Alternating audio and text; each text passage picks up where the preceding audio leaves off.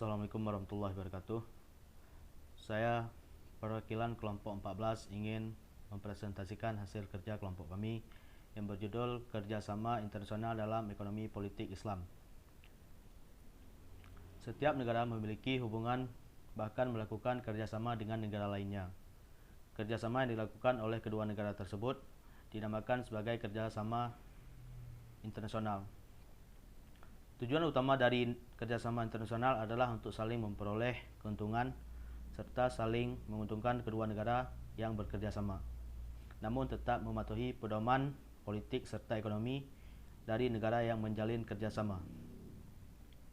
Selanjutnya ada manfaat kerjasama internasional, yaitu 1. Memajukan perekonomian negara, 2. Mendapatkan peluang maupun kesempatan untuk dapat mencari ilmu pengetahuan maupun teknologi di negara yang lebih maju. Yang ketiga, memperkuat daya tawar serta posisi negara tersebut di mata dunia internasional. 4. Modal dari negara asing dapat masuk lebih mudah.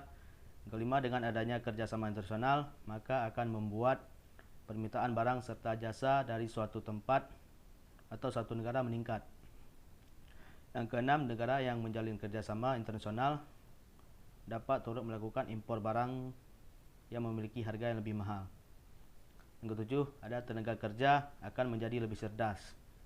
Yang kedelapan, negara yang menjalin kerjasama internasional akan mendapatkan kemudahan memperoleh bahan baku serta bahan penolong yang dapat digunakan untuk proses produksi. Yang kesembilan, kerjasama internasional dapat membuka lapangan pekerjaan baru. Yang kesepuluh, kerjasama internasional dapat mempercepat pembangunan nasional suatu negara. Yang ke-11, kerjasama internasional dapat membuat suatu negara melakukan pencegahan atas rusaknya maupun dilupakannya suatu budaya di negara tersebut. 12, kerjasama internasional dapat membuat suatu negara meningkatkan sektor pertahanan serta keamanan negaranya. Selanjutnya ada macam-macam dan bentuk kerjasama internasional, yaitu kerjasama bilateral, kerjasama multilateral, dan kerjasama regional. Selanjutnya akan dilanjutkan oleh teman saya, Yuni Maulidia. Baik, selanjutnya saya akan menjelaskan macam dan bentuk kerjasama internasional.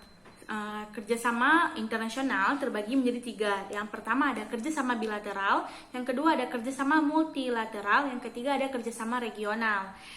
Kerjasama bilateral ialah kerjasama yang dilakukan oleh dua negara yang tujuannya untuk mendapat membina hubungan yang sebelumnya sudah pernah terjalin, kemudian menjalin kembali hubungan kerjasama dalam perdagangan.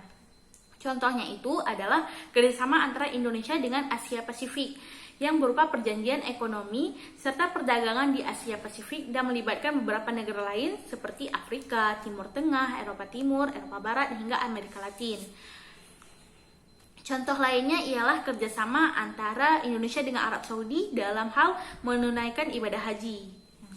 Selanjutnya, kerjasama multilateral, yaitu kerjasama yang terjalin oleh beberapa negara dan tidak dibatasi dengan kawasan maupun wilayah.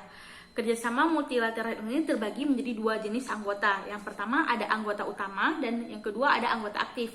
Anggota utama merupakan negara yang memiliki kekuatan menengah, sedangkan anggota aktif merupakan negara kecil yang berperan sebagai terbatas, yang perannya itu terbatas, atau dapat dikatakan pula memiliki kekuatan yang lebih kecil daripada anggota utama.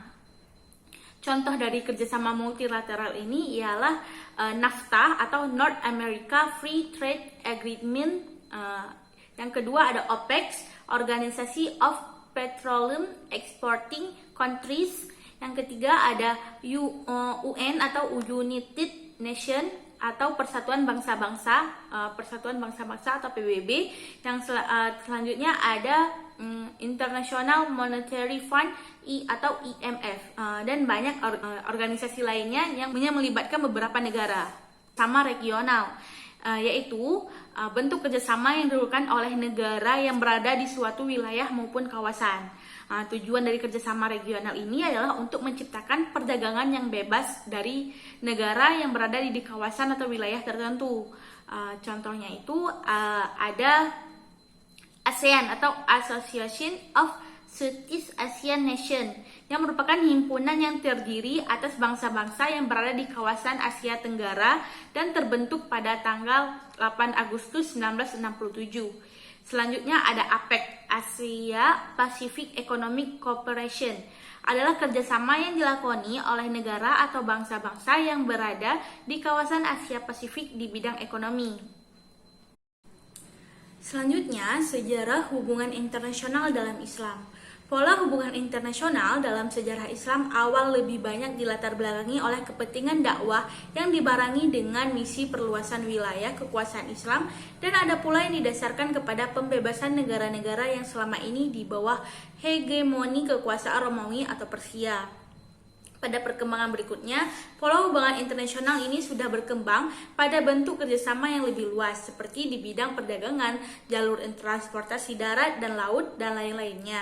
Misalnya pada pemerintahan Mamalik, Syafawi, Mughal, dan kawasan Asia Tenggara, antara lain di kawasan Aceh. Selanjutnya akan dilanjutkan oleh teman saya, Janisa. Internasional dalam Islam. Yang pertama, harus diklarifikasikan pendekatan yudisial dengan Al-Quran.